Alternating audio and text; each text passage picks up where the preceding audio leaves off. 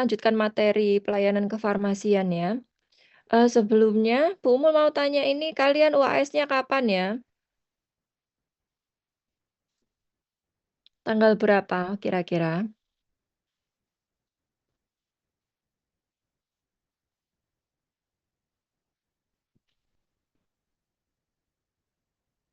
Mohon maaf Ibu, belum ada pemberitahuan. Belum ada? Belum ada pemberitahuan? Belum ada Ibu, yang baru dikasih tahu oleh Kaprodi adalah matrikulasi saja dan persiapan untuk PLK. Oke, PLK-nya kapan? Tanggal 1 Ibu. Tanggal 1. Berarti biasanya sebelum PLK baru UAS ya. Nah ini Bu Umul kan kurang satu materi. Nah ini mohon maaf ya kalian meskipun libur ibaratnya cuti bersama ya kalian. Ini saya masukkan karena posisinya kita kurang 2 kali pertemuan. Nanti takutnya pada tanggal 24 sampai 30 ini kalian UAS gitu. Atau mau persiapan PKL. Makanya saya minta untuk tetap masuk meskipun melalui Zoom supaya target perkuliahannya ya. Ini aja sesuai jadwal saya. Jadi saya mengingatkan lagi ini kan Bu Umul sesuai jadwalnya yang diberikan karena kemarin kan kita estafet ya dosennya dari beberapa dosen. Yang terakhir siapa Dek? Pak Eko atau Bu Indah? Pak Eko Ibu. Oke, dari Pak Eko ya. Jadi estafetnya sudah sesuai, tapi takutnya nanti nggak bisa target untuk UAS ujian gitu ya. Sebentar. Share screen-nya udah kelihatan belum, Dek? Belum Ibu.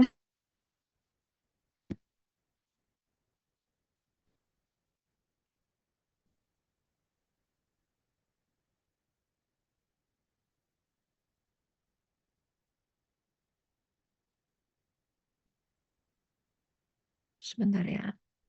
Saya share screen dulu. Ini semuanya masih di rumah atau masih di kos? Di rumah Ibu. Oke.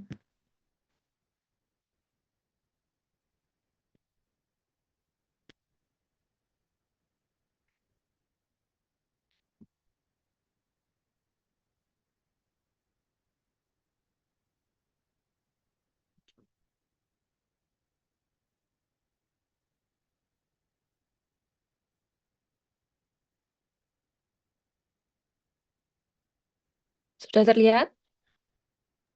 Sudah Sudah Ibu. Ibu.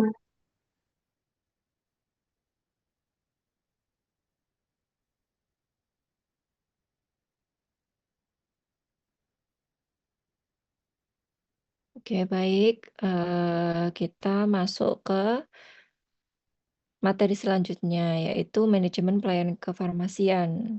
Marketing meliputi marketing, strategi layanan, layout apotek rumah sakit, dan klinik. Ya, di sini mengapa topik ini penting ya kita sampaikan atau masuk RPS ya, karena di era transformasi layanan kesehatan yang semakin kompetitif ini, seorang tenaga kefarmasian tidak cukup hanya mahir secara klinis, ia juga harus memiliki wawasan manajerial, kemampuan pemasaran layanan, dan pemahaman desain fasilitas yang efektif dan sesuai regulasi. Inilah yang membedakan seorang farmasis profesional modern dari sekedar petugas dispensingnya. Materi ini disusun berdasarkan regulasi terbaru PMK nomor 72 tahun 2016 untuk rumah sakit, PMK 34 2021 untuk klinik, dan PMK 73 2016 untuk apotek. Serta diperkaya oleh literatur jurnal kefarmasian terbaru tahun 2024-2025. Oke, eh, kita masuk ke konsep dasar ya.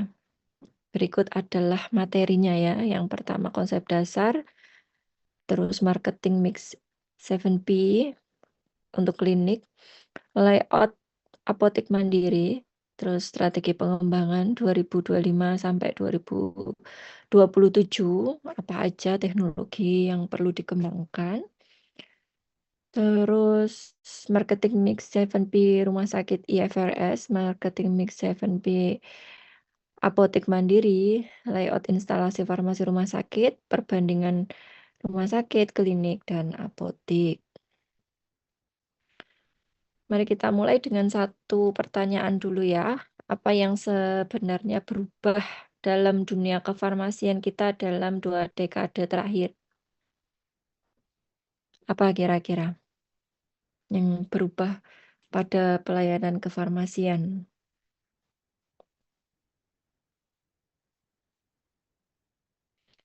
Dulu kan farmasi itu produk oriented ya. Dia itu menyiapkan distribusi kayak gitu atau patient catered care ya atau pharmaceutical care. Nah, kalau sekarang kira-kira apa, Dek?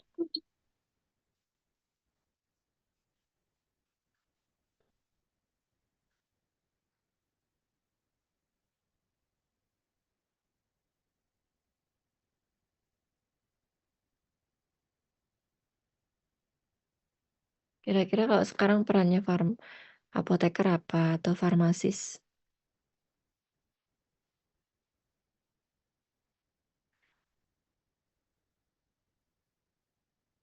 Itu loh sudah ada di slide. Jadi, dalam konsep ini ya, apoteker itu berperan aktif ya, bukan pasif. Dalam menjamin bahwa setiap pasien menerima obat yang tepat, aman, efektif, dan digunakan dengan benar. Apakah apoteker menjadi mitra terapeutik pasien dan tim medis? Jadi bukan sekedar petugas dispensing. Berdasarkan kajian beberapa literatur terbaru tahun 2025 ya, untuk pelaksanaan pharmaceutical care yang belum optimal di Indonesia seringkali disebabkan oleh beberapa faktor, yaitu kurangnya dukungan dari pihak manajemen, minimnya evaluasi berkala oleh apoteker.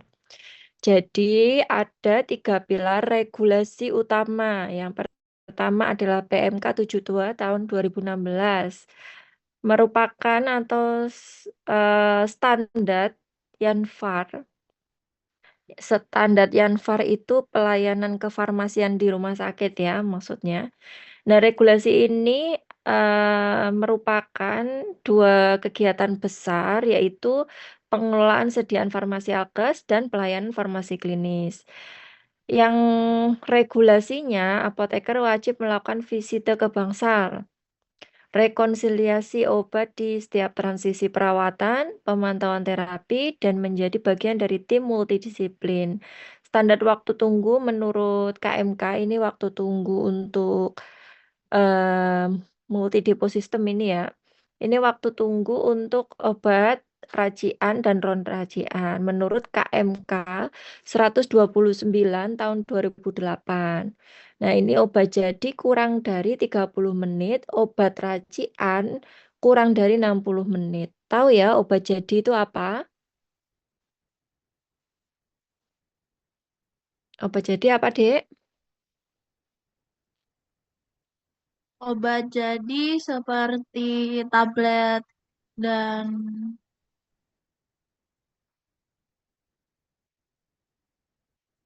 Tablet dan apa? tablet, pil, vial, dan lain-lain. Apakah seperti itu, Ibu? Ya, jadi berupa sediaan kapsul tablet tapi di blaster gitu loh Dek, di strip. Jadi Berarti obat jadi itu yang tanpa racikan itu, Ibu. ya yang tanpa racikan dia langsung diberikan kepada pasien. Tetes mata juga termasuk, terus seperti inhaler, vial, terus kalau kalian beli di klinik ya. Klinik misal kayak skincare itu juga obat jadi ya. Jadi itu sesuai dengan KMK 129 2008. Nah, obat jadi ini kurang dari 30 menit dan racian kurang dari 60 menit. Nah, ini wajib ada di formulasi rumah sakit yang disusun oleh Panitia Farmasi dan Terapi atau PFT. Panitia Farmasi dan Terapi bersama dokter spesialis. Terus sistem multi depo farmasi tidak terpusat tersebar di seluruh unit rumah sakit. Farmasi klinik wajib visit, rekonsiliasi, dan pemantauan terapi obat atau meso. Terus untuk selanjutnya, pilar kedua, PMK nomor 34 tahun 2021, standar Yanfar di klinik ya, pelayanan kefarmasian di klinik. Nah, ini regulasi baru ini sering belum dipahami dengan baik oleh pengelola klinik. Poin krusial yang harus digarisbawahi yaitu klinik rawat inap ya. Pelayanan kefarmasian wajib ada apoteker penanggung jawab dengan SIPA aktif. Kedua, klinik rawat jalan tidak wajib mandiri, dapat bermitra melalui perjanjian kerjasama atau PKS dengan apotek atau klinik lain atau sistem jejaring. Terus wajib tersedia 7 area sarana prasarana termasuk ruang konseling private yang sering dianggap sepele. Terus indikator mutu yaitu zero medication error, waktu pelayanan resep kurang dari 30 menit.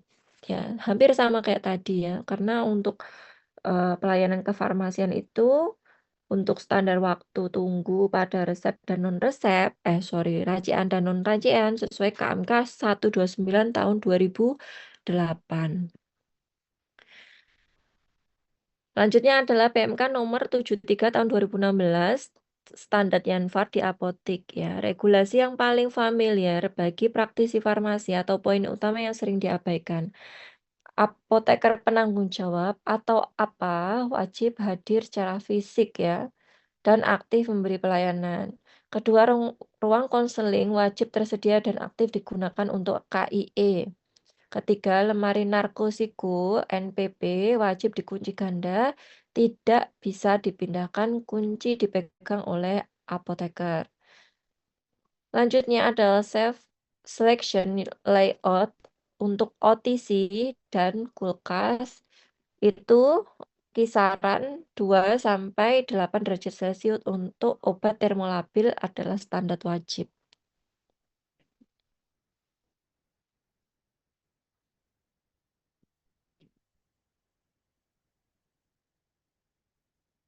Oke, kita masuk ke sebelum membahas 7P ya, ada konsep penting yang perlu diluruskan. Jadi marketing IFRS ini sangat berbeda dari marketing apotek mandiri. Di rumah sakit, marketing ini lebih bersifat internal dan korporat ya. Tujuannya untuk mencari pelanggan baru di pasar bebas, melainkan peningkatan kualitas layanan kepada pasien yang sudah ada, demi kepuasan keselamatan dan kepatuhan terapi mereka. Jadi berbeda ya, 7P-nya rumah sakit dan 7P-nya apotek. P1 atau produk, formularium rumah sakit, produk utama IFRS ya, atau formularium rumah sakit. B2 atau price, tarif menggunakan tarif Inaji BGS atau BPJS ya. Nah, ini tidak seperti apotek mandiri yang bebas menetapkan harga. IFRS terikat sistem dari Inaji BGS untuk pasien BPJS. Dan tarif rumah sakit ditetapkan manajemen. Apoteker perlu memahami unit cost analysis untuk mendorong efisiensi penggunaan obat tanpa pengorbanan kualitas terapi pasien. Jadi harus kerjasama dengan tim KFT ya. Meminta farmasi dan terapi diketuai oleh dokter. Terus P3 yaitu place sistem yang multi depo. Ya, pembedaan struktur untuk IFRS menggunakan sistem multi depo. Farmasi tersebar dalam depo-depo di seluruh unit rumah sakit. Ada depo rawat jalan, rawat inap atau sistem UDD, IGD 24 jam, OK, OK itu ruang operasi ya, ICU, NICU, dan depo satelit per gedung pada rumah sakit besar. Ini memastikan obat tersedia di tempat dan waktu yang tepat. Terus yang keempat, promotion atau PIO and visit apoteker, yaitu promosi yang berwujud pelayanan informasi obat langsung di bangsal. Edukasi discharge atau saat pasien akan pulang. Pembuatan leaflet penggunaan obat yang terpenting. Jadi visita apoteker ke ruang perawatan setiap hari ini adalah promosi kesehatan berbasis klinis yang berdampak langsung pada outcome pasien. Selanjutnya 5, people, tim multidisiplin ya. Ini merupakan satu apoteker per 30 tempat tidur ya rasio standarnya sesuai PMK 72 tahun 2016. Nah, ini apoteker berkolaborasi aktif dalam tim multidisiplin bersama dokter, perawat, terus beberapa tenaga medis lainnya. Selanjutnya adalah 6. Proses atau GPPT dan rekonsiliasi obat. Proses unggulan IFRS adalah rekonsiliasi obat di 3 titik kritis. Yang pertama admission atau pasien masuk, transfer, pindah bangsal, dan discharge, yaitu pasien pulang. Semuanya didokumentasi dalam CPPT di rekam medis, catatan pengobatan terpadu di rekam medis. Nah, CPPT ini ditulis oleh apoteker, perawat, dokter, gizi, tenaga laboratorium lengkap ya di situ. Itu terintegrasi. Nah, ini direview di RP atau Drug Related Problem dan sistem UDD untuk meminimalkan medication error. Yang ketujuh adalah physical advance, yaitu infrastruktur modern. Di sini ada rumah sakit besar itu biasanya kalau di internasional ya, di luar negeri, Singapura saya yang pernah tahu, yaitu dispensing robot, sistem barcode verifikasi pasien obat, atau biological safety cabinet atau BSC. Ini untuk preparasi sitostatika. Ada cold chains untuk manajemen terintegrasi, dashboard monitoring real time. Ini bukan kemewahan ya, ini adalah standar pasien safety modern yang mengurangi resiko kesalahan obat.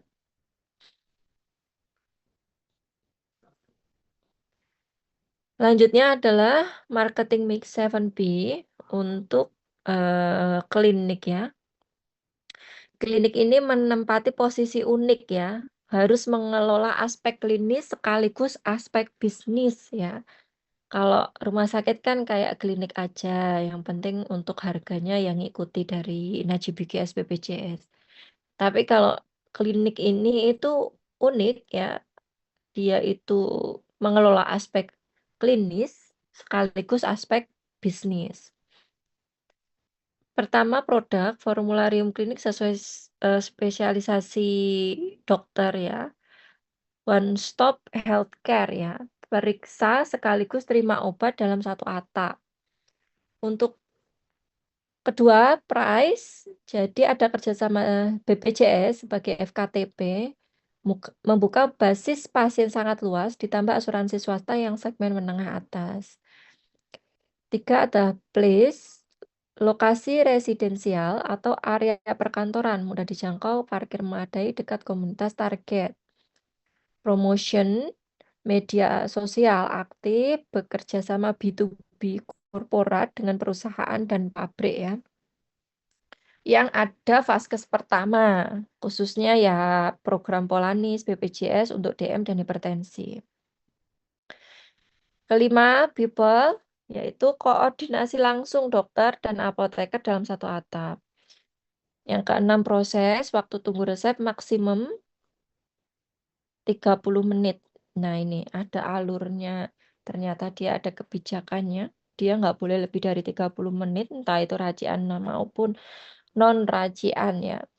Ada alur one stop, terus daftar, periksa, resep, dispensing, konseling, pulang, udah gitu aja.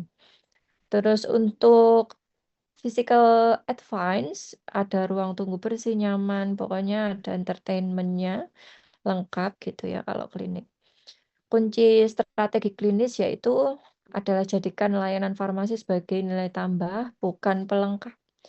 Pasien yang menerima konseling obat yang baik dari apoteker di klinik yang sama tempat ia berobat akan memiliki loyalitas yang lebih tinggi. Terus untuk apotek mandiri paling aktif dan komersial ya. Jadi dia itu unit bisnis retail murni. Di sini marketing paling bebas, variatif, dan langsung mempengaruhi pendapatan. Untuk produknya, P1-nya, yaitu OTC, obat bebas, bebas terbatas, obat resep, suplemen, kosmetik, alkes, ya, susu formula, MPASI, PKRT, kelengkapan produk, kunci loyalitas dari pelanggan.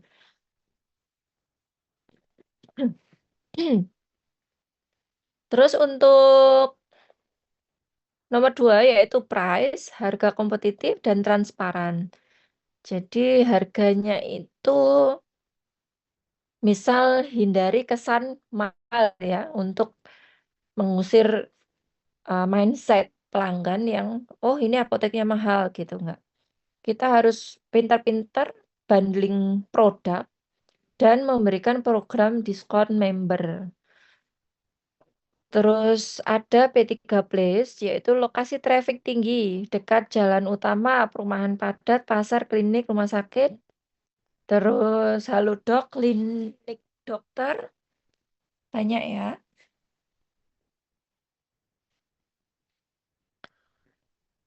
Terus selanjutnya, bentar deh.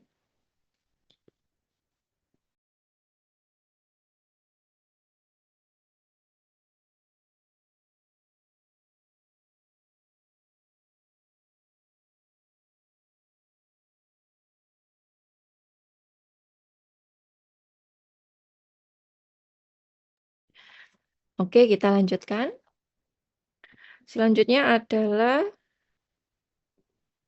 yang kelima adalah people, apoteker hadir dan aktif untuk konseling, bukan hanya papan nama aja di situ, oh ada apotekernya kayak gitu ya.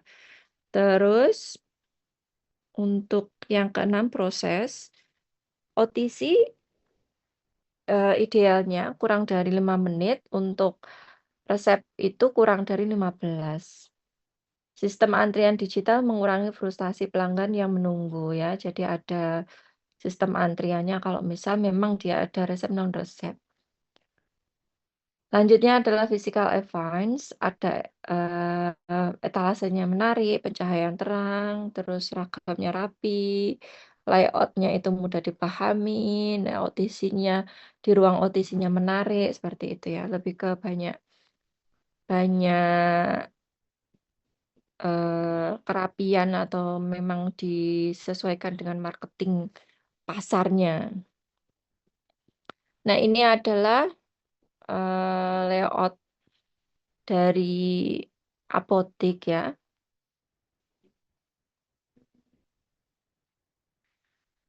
Nah, di sini untuk bagian paling visual dari presentasi ini, yaitu pada slide ini kita lihat apotek mandiri ya, sesuai PMK 73 tahun 2016.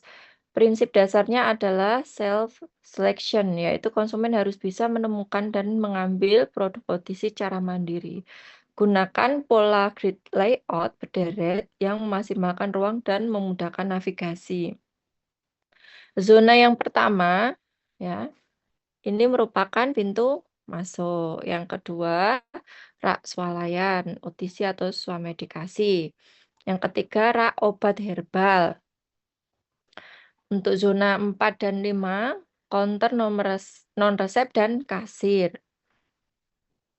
Terus ini merupakan pusat operasional layanan cepat ya. TTK di sini harus terlatih product knowledge, bukan sekedar kasir. Mereka adalah frontliner pertama dan sangat mempengaruhi kepuasan pelanggan.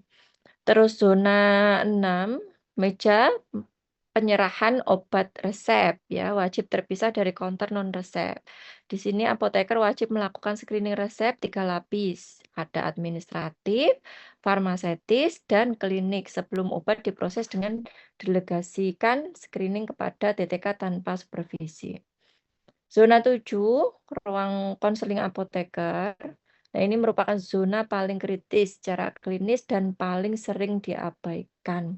Nah, ini tidak boleh ya. Harus ada ruang konseling untuk memberikan KIE, komunikasi, informasi, dan edukasi. Terus zona 8, obat keras atau bebas terbatas atau prekursor. Nah, area ini tidak boleh terbuka untuk publik. Obat keras, bebas terbatas yang lingkar biru, dan prekursor hanya diserahkan atas resep dokter yang telah di-screening apoteker. Zona 9 dan 10 tempat pencucian dan ruang peracikan. Nah, ini isinya itu ya semacam mortin, stemper, timbangan analitik ya. Zona 11-12 penyimpanan BMHP dan kulkas dengan suhu 2 sampai 8 derajat Celcius. Untuk kulkas ini tidak boleh nyimpan makanan ya, hanya obat-obatan. Nah, ini banyak ditemukan ketika Bu Umul membantu Dinas Kesehatan untuk supervisi. Enggak hanya obat, tapi juga ada beberapa makanan enggak boleh ya. Isinya kalau di kulkas itu insulin, vaksin, suppositoria, ovula. Dan ada logbooknya. Oke, kita lanjut. Nah, ini layout rumah sakit. Berbeda dengan apotik, satu ruang terpadu ya. Kalau IFRS menggunakan multi depo system. Instalasi farmasi tidak terpusat tetapi tersebar dalam depo-depo di seluruh unit rumah sakit. Dirancang untuk memastikan obat tersedia tepat waktu di tempat yang tepat. Yang ada ruang konseling ya, ada ruang konseling. Terus ruang dispensing, sediaan steril. Di ruang tersebut dilengkapi alat-alat yaitu Biological Safety Cabinet atau BSC kelas 2, sistem HEPA filter, LAF yang kalian tahu laminar air flow. Di sini disiapkan untuk penyiapan obat-obat sitostatika untuk kemoterapi. Dan IV admixture yaitu penyiapan obat injeksi. Terus selanjutnya adalah ruang penyimpanan obat, first in, first out, atau first expired, first out ya. Minimalkan expired dan pemborosan. Suhu terpantau lemari juga bisa dilihat sesuai standarisasi dari penyimpanan pada kemasan obat. Terus ruang penyimpanan alkes BMHP, ada infuset, jarum suntik, kateter ya. Terpisah dari obat ya, tidak boleh dicampur, ada logistik atau tempatnya sendiri. Terus ada ruang penerimaan resep rawat jalan, terus PIO, terus distribusi rumah sakit. Nah, ini depo farmasi rawat jalan, area ini tersibuk di rumah sakit. Di sini terjadi screening resep ya, dan PIO. Nah, ini sesuai standar tadi, 30 menit, 60 menit. Terus untuk ruang penerimaan resep dan distribusi rawat inap, khususnya distribusi obat ke bangsal menggunakan sistem UDD atau Unit Dose Dispensing. Nah, Unit Dose Dispensing ini kalau mungkin ada yang pernah nunggu teman, orang tua, atau mbahnya, atau kalian pernah dirawat sendiri di rumah sakit, kalian kan dikasih obatnya itu satu biji ini diminum pagi, ini diminum siang sembari ngasihkan makanan. Nah, itu merupakan UDD atau Unit Dose Dispensing. Jadi satu-satu per item per satu kali minum atau satu kali penggunaan. Terus ada ruang administrasi atau penerimaan dari distributor, yaitu pengelolaan pengadaan laporan psikonarko via SIPNAP dan laporan meso. Dokumentasi farmasi klinik, penerimaan dari PBF harus melalui akses terpisah. Next. Nah, ini layout instalasi farmasi klinik ya. Sesuai PMK 34 2021 secara eksplisit menempatkan 7 area yang harus tersedia di instalasi farmasi klinik rawat inap ya.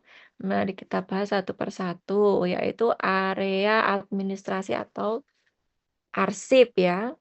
Di sini ada e-report, yaitu pelaporan pencatatan ke Kemenkes. Terus ada formularium klinik, dokumentasi, dan pengelolaan koneksi ke sistem Satu Sehat.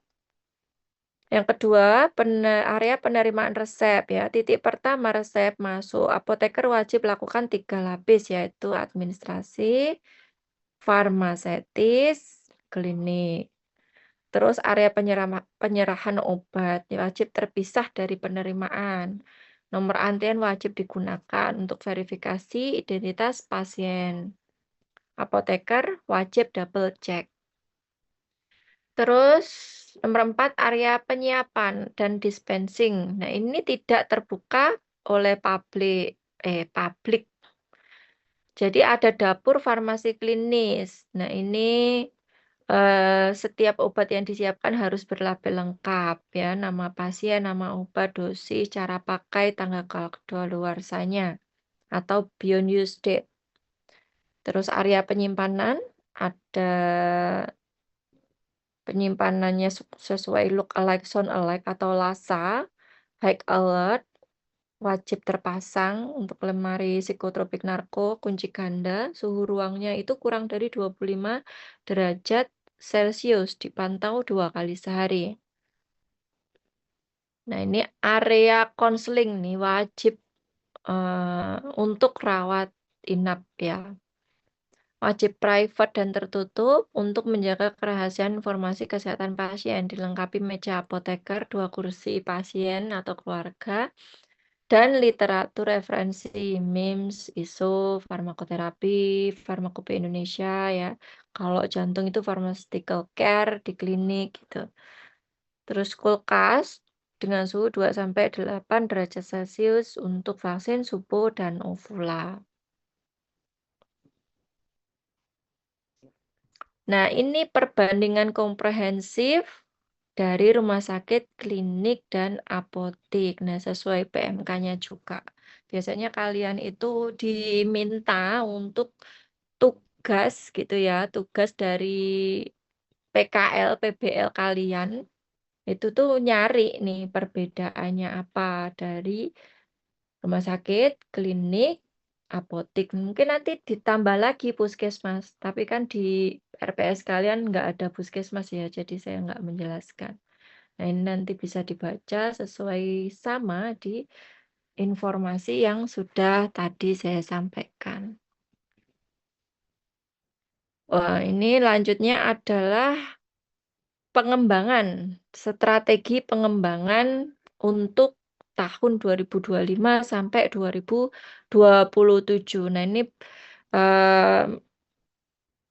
jadi untuk menandai babak baru transformasi digital, layanan kesehatan Indonesia, teknologi bukan lagi pelengkap, ya adalah tulang punggung layanan yang efektif, aman, efisien, dan berdaya saing. Terus untuk pengembangan rumah sakit ya, farmasi klinik spesialis per bangsal ya, rekrut atau kembangkan apoteker dengan kompetensi klinik seperti onkologi, ICU, geriatri, kardiovaskuler. Terus integrasi SIM RS dan Satu Sehat wajib sejak tahun 2024. Terus dispensing menggunakan barcode verifikasi ya untuk menurunkan medication error dan meningkatkan kecepatan dispensing 3 kali lipat. Terus dashboard real time, pantau stok, waktu tunggu, dan indikator. Nah, itu kayak aplikasi ya. IoT, monitoring suhu, gudang farmasi otomatis alert real time, mencegah kerusakan obat senilai ratusan juta rupiah akibat kegagalan dari cold chains. Terus untuk pengembangan klinik, MI dengan modul farmasi terintegrasi atau e-resep dari dokter langsung ke apoteker ya. Mengeliminasi resiko misread resep tulisan tangan. Terus bangun ruang konseling private, investasi murah namun berdampak besar bagi loyalitas pada kepuasan pasien. Perluas kerjasama korporat B2B, satu kontrak perusahaan bisa menjamin 50-200 pasien per bulan. Kembangkan program prolanis aktif untuk DM dan hipertensi, basis pasien loyal jangka panjang yang menguntungkan. Jejaring PKS dengan apotek untuk klinik rawat jalan yang belum mampu mandiri ya. Terus untuk pengembangan apotek mandiri yaitu home pharmacy care aktif hanya 8,75% apotek yang mengimplementasikan secara optimal. Ini data 2024. Ini peluang diferensiasi besar yang belum banyak dimanfaatkan. Terus delivery obat via Gosen, segmen ideal. Terus ada Instagram, TikTok edukatif, konten cara pakai obat yang benar. Terus software modern, apotek modern, manajemen stok real time, alert kadaluarsa otomatis, laporan harian. Nah ini ada SWOT-nya, beberapa gambaran strategis untuk IFRS dari berbagai penelitian terbaru sebagai landasan perumusan strategi pengembangan, yaitu ada strength, SDM apotek TTK dalam jumlah relatif memadai, dukungan manajemen rumah sakit, formularium rumah sakit standar, sistem CPPT terintegrasi RME, kebijakan satu pintu menjamin seluruh resep. Terus ada weakness, kelemahan, rasio apoteker pasien belum ideal di rumah sakit daerah. Waktu tunggu masih melebihi. Letak depo farmasi tidak selalu strategis. Jadi pasiennya berjalannya agak jauh ya. Terus SIM RS belum terintegrasi penuh dengan modul farmasi. Budaya dokumentasi farmasi klinik yaitu konseling, visitor, rekonsiliasi belum optimal. Terus opportunities yaitu kebijakan satu pintu, peningkatan kerjasama, meningkatnya jumlah lulusan apoteker, dukungan program Satu Sehat, peluang kenaikan status rumah sakit membuka layanan farmasi lebih kompleks. Treatnya atau ancamannya, rumah sakit swasta baru bermunculan dengan fasilitas farmasi lebih modern. Tuntutan akreditasi dari NARS-nya makin ketat. Kompetisi ketat merekrut apoteker klinis. Perubahan regulasi JKN dan JBGS. Anggaran farmasi tertekan akibat efisiensi belanja rumah sakit pasca pandemi. Jadi rekomendasi utama yaitu SO strategi, gunakan kekuatan SDM dan PFT untuk memanfaatkan peluang Satu Sehat dan BPJS. Terus strateginya, perkuat SIM RS dan pelatihan farmasi klinis untuk menghadapi ancaman akreditasi SNARS. Kesimpulan dan rekomendasi, ya. Pesan pertama untuk mahasiswa atau beberapa perkembangan di IFRS, kembangkan farmasi klinis, spesialisasi, integrasikan SIM RS dengan Satu Sehat dan jadikan apoteker mitra terapeutik. Terus pesan kedua untuk perekam klinik ini pemenuhan 7 area yang tadi. Terus ketiga, untuk apotek mandiri, manfaatkan era digital, aktifkan digital marketing edukatif, program loyalitas bermakna, delivery obat, home pharmacy care. Terus keempat, terapkan bauran pemasaran 7P secara konsisten, evaluasi kepuasan pasien berkala, dan selalu utamakan pasien safety di atas pertimbangan apapun. Demikian, mungkin ada yang mau didiskusikan, silakan. Ada pertanyaan?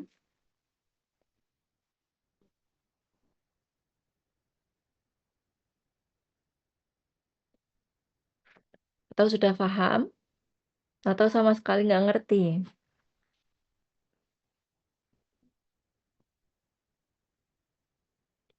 Silakan, ada yang mau ditanyakan? Kita kurang satu materi terakhir ya, Dek. Iya, Ibu. Semoga bisa ketemu ya.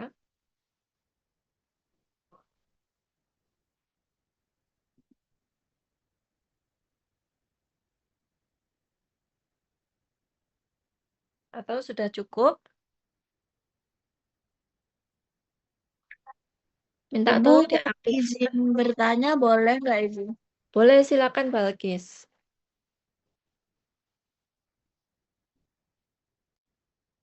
Silakan. Mungkin agak nggak tahu ya, agak out of topic mungkin Ibu. Tapi kan ini saya melihat di sosial media ada isu terbaru mengenai peraturan tentang apoteker dan penyimpanan obat itu, Ibu. Boleh, tanyain apa? Itu kan yang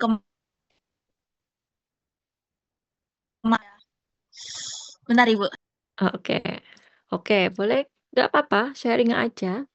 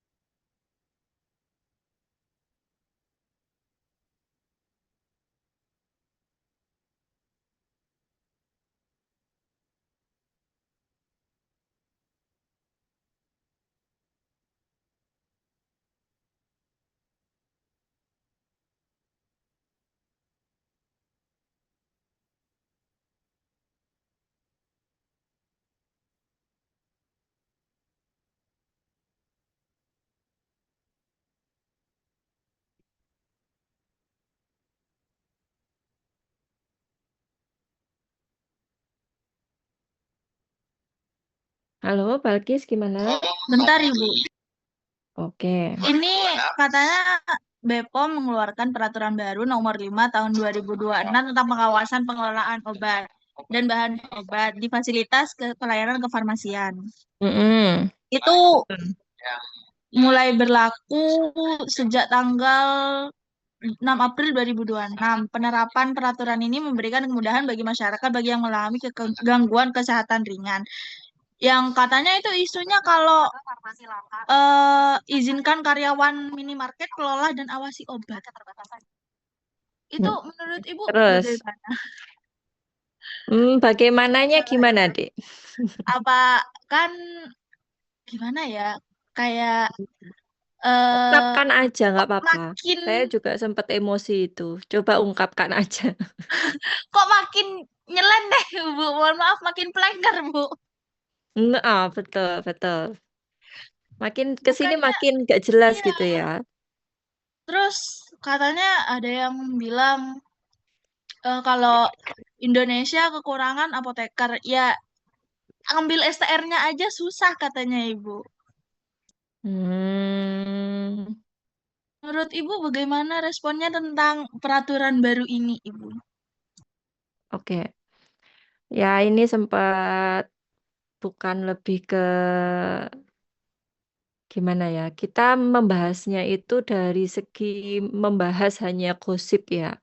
Gosip di area kita sebagai seorang farmasi. Hmm, bentar. Gini, itu kan obat-obat yang harusnya label biru, ya. Harusnya label biru itu kan tidak boleh diminum. Seperti misal contoh obat-obat asetilsistein yang kadar tertentu. Terus obat-obat ibuprofen dengan kadar tertentu juga. Nah, coba kalian logika. kayak obat-obat bebas dan obat terbatas ini itu bisa dijual di apotek. Nah, sorry, di hipermat. Dulunya di apotek, sekarang boleh hipermarket, supermarket, minimarket gitu ya. Padahal kita sebagai seorang farmasis, kalian D3 ya, Dek? D3 apa S1? S1 farmasi, Bu. S1 farmasi. Sebenarnya ranah obat bebas-bebas terbatas ini adalah ranah uh, tenaga kefarmasian dengan STR terbit atau STR aktif untuk D3 farmasi atau tenaga teknis kefarmasian yang akan pengen membuka toko obat. Ya, jadi ini harusnya dipertegas oleh peraturan pemerintah dulu tuh saya setuju nggak boleh label biru ini ada di supermarket, hipermart. Karena ada beberapa obat-obat prekursor masuk di situ supaya nggak pelenger, supaya nggak dibikin mabuk ya. Tapi ini kenapa kok dia itu dimasukkan ke hipermarket, supermarket, minimarket atau toko retail. Nah, ini yang menjadi eh, susah atau gimana ya? Saya itu sampai nggak bisa berkata-kata.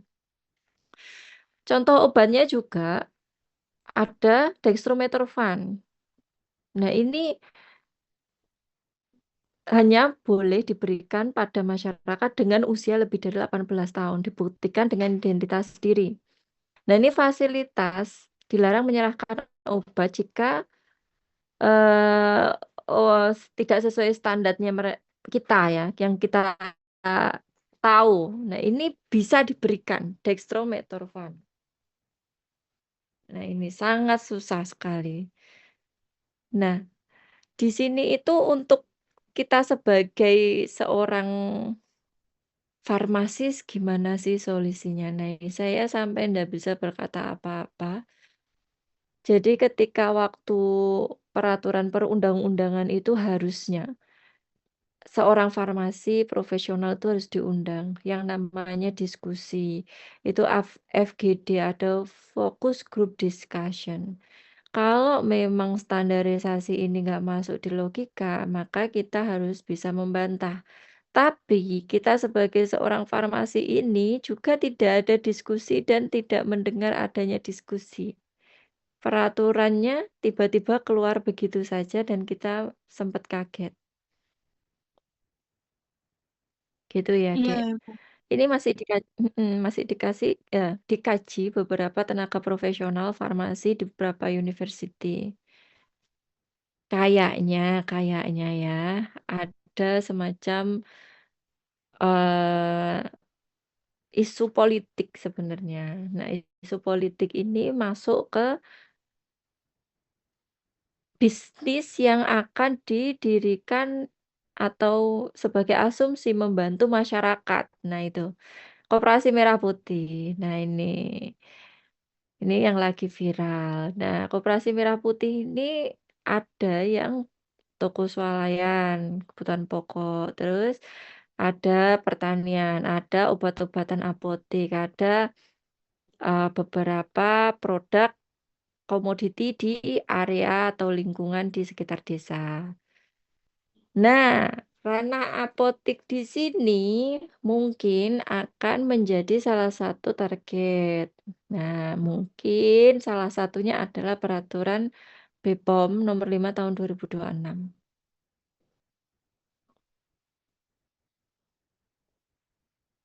Yang Nah, saya ini kagetnya antara itu mikroginon ada di etalase luar, Ibu. Masya Allah.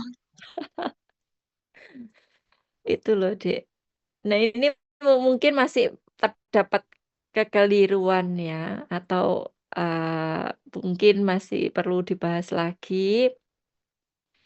Sebenarnya ini itu kan pengawasan pengelolaan obat ya, sesuai Yanfar, Fasilitas Layanan Kefarmasian ya. Nah, ini ditetapkan 13 Maret 2026 menggantikan peraturan BPOM nomor 24 tahun 2021. Dengan dasar Undang-Undang nomor 17 11 tahun 2003 tentang kesehatan. Tapi beberapa obat biru ini adalah obat-obat yang memang nggak boleh. Makanya itu deh, sampai nggak bisa berkata-kata saya. Kita itu ibarat mau demo tuh nggak bisa, karena kita itu tenaga kesehatan tuh nggak ada kata kayak demo itu nggak ada. Jadi demonya kita ya cuman diskusi, kalaupun diterima, kalau enggak ya nggak tahulah nanti. Bahkan ini besok takut saya kalau Koperasi Merah Putih tenaga kefarmasian apotekernya digadang-gadang, tidak ada takutnya. Kalau sama dengan MBG, nah MBG kan ini pakai sertifikat memasak tuh, tanpa harus ada chef atau ahli gizi. Yang penting ada sertifikat itu. Nah, takutnya nanti apotik untuk Operasi Merah Putih diasumsikan apotekernya nyarinya sulit, akhirnya pakai sertifikat pelatihan itu, pelatihan pengelolaan obat. Itu. Ini akan mempertegas penanggung jawab. Akan ini kayaknya BPOM. Memiliki sertifikat pelatihan pengelolaan obat. Makin nggak jelas nanti. Nggak tahu. Ini Bu Umul salah satu pertanyaan yang nggak bisa dijawab Bu Umul ini. Gimana tanggapan kalian sebagai mahasiswa? Bu, dari komunitas apakah nggak ada perlawanan ya, Bu? Terus kenapa mahasiswa nggak boleh demo ya, Bu? Sebenarnya bukan lebih ke untuk gini ya, pertanyaan pertama dulu. Apakah organisasi tidak menyanggah atau membuat asumsi atau somasi begitu? Sebenarnya kita sudah maju itu dan beberapa persidangan juga sudah pernah ngikuti. Tapi mohon maaf ini mungkin ya Kementerian Kesehatannya bukan backgroundnya kesehatan. Jadi ya berbeda pemikirannya. Ya, yang menteri kan yang milih siapa, ngono loh, masuk di situ. Terus, ini mahasiswa kenapa nggak boleh demo? Apakah ini sekarang kalian sudah menemui obat biru itu di etalase depan, di minimarket? Sudah menemui belum? Coba Belum, nanti, Ibu. coba nanti dicek ya. Takutnya ini itu sebagai pancingan dan belum dikaji secara benar, masih digodok, direbus, digoreng, dimasak ya sama BPOM. Nanti kalau kita kepancing, nah itu menjadi salah satu tenaga medis yang asumsinya adalah tidak baik. Nah, kalau sudah terbukti, nah itu perlu dikaji benar-benar. Dan sekarang udah maju kok, Dek. Udah maju untuk orang-orang yang kayak tenaga-tenaga kesehatan di beberapa university sudah maju, termasuk kemarin itu ada yang berangkatin yang dari UNER untuk membicarakan terkait BPOM, Perpom, per BPOM nomor 5 tahun 2025. Nggak logika beneran. Gitu ya. Kita tunggu aja. Kalau di Indomaret udah ada ya, ya kita perlu speak up sih masalah ini. Tapi ini kayaknya masih belum ada, tapi aku nggak tahu di daerah kalian ya. Mungkin ada yang sudah pernah nemui, mungkin. Boleh di-sharing.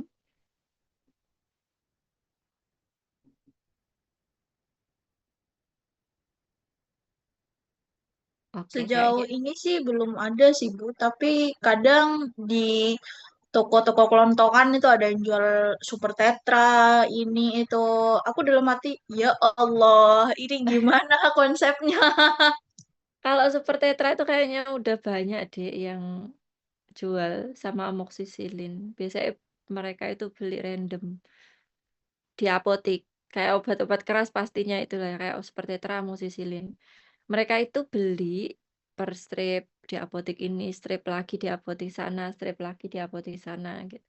Terus aku kan cuman kayak gini, misal mereka bilangnya, "Loh kan aku jual Super Tetra kan bukan buat orang, buat sapi, buat ayam," kayak gitu. Ya, Hewan ya Ibu, alasannya iya, hewan. iya. Padahal kan hewan juga bisa resisten toh. Lah kita makan hewan itu wes angel. Susah itu. Ya ngasih edukasi sih sebenarnya kita bisanya. Tenaga medis itu tuh punya batasan gitu loh, Dek. Kita itu kayak di akuisisi nggak boleh ikut-ikut apa demo kayak gitu nggak boleh sebenarnya itu sih. Jadi kalaupun pengen speak up ya lewat medsos tapi ada nilai edukatifnya. Nggak tahu kenapa gemes juga sih sebenarnya saya. Saya tuh juga pernah demo loh. Ya IKA pernah demo di IKA juga. Tapi sekarang wis taubat wis gak wani. Itu ya. Mungkin Baik Ibu. pemerintah ngira ngira bayar sekolahnya cuma 10 juta beres, Bu. Lah, iya. Padahal yang mahal Ibu. Kayak kalau semisal naudzubillahi min dzalik, terus ada pelatihan-pelatihan kayak gitu, kita berasa gak dianggap Ibu, berasa kuliah kita ini sia-sia gitu. Mm-mm. Ya, apoteker memang kayak gitu, Dek. Ya wis biarin toh mereka bilang kayak gitu. Maksudnya gini, kita kan tenaga medis ya, yang nguasain obat. Nanti like butuh-butuh sendiri, nggak masalah. Yang penting kita ada value yang perlu ditingkatkan. Misalnya kamu bidangnya mau suka di mana, industri, ya udah kamu ningkatin di industri sesuai pakemmu kayak gitu. Nggak usah mikir dunia. Dunia itu akan berubah dan menjas kita dengan berbagai macam pemikiran. Jadi fokus aja sekarang itu selesaikan kuliah, habis itu kamu mau fokus di mana, industri, komunitas, klinis, atau seperti apa. Nah, setelah itu jadilah yang versi terbaiknya di lingkunganmu. Kayak gitu sih lebihnya. Memang sakit hati aku juga sama sih. Masa apoteker di battle sama dokter koas. Dokter koasnya, wah luar biasa dia. Nah itu yang kayak nggak logika waktu PKL itu Bu Umul, apoteker. Ya tapi ya bisa kita, kan ranahnya obat kan kita. Akhirnya mereka mengakui, oh iya udah kamu benar, ranahmu obat memang, sorry, memang ranahmu itu obat. Jadi ya jadilah versi kita yang baik, yang bagus, baru kita bisa didengar. Itu sih saranku. Ada masukan lain?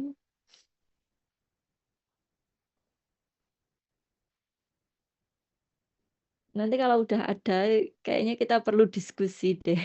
Aku juga agak kerut-kerut ini masalah PMK, sorry, per BPOM nomor 5 2025 ini. Baru tahu ini, baru di-up, padahal kan sudah setahun ya, tapi baru di-up sekarang. Maksudnya apa gitu?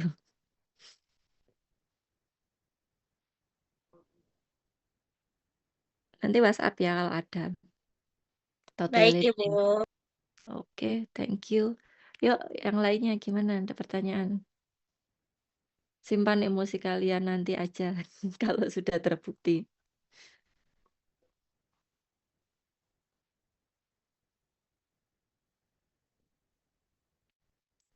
Gimana?